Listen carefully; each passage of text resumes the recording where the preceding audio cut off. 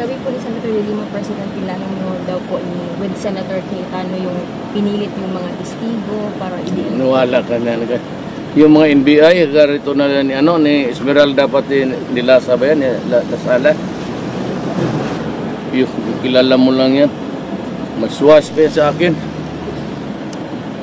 Cannot do that with yung ganong karami.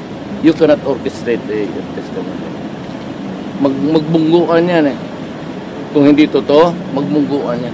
Mayor, expected niyo po ba na for the next few days maglalabas pa na ibang witnesses? I really do not, hindi ko hawak. Pero alam ko na ang totoo talaga.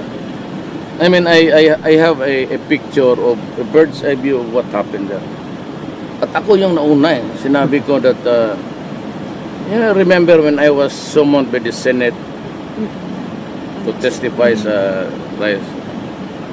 Tapos nagsagutan kami ni De Lima because I said, patay ko. Kaya really naman tanong yun eh.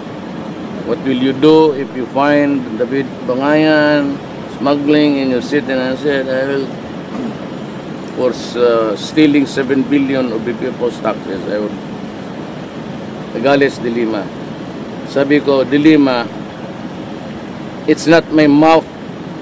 And also sa lahat na ngayon, lahat ng mga international bleeding hearts, it is not my mouth which is really the problem, and even sa business world. If you think that my mouth is not a good investment here, go out. So be it, you go out. It's drugs.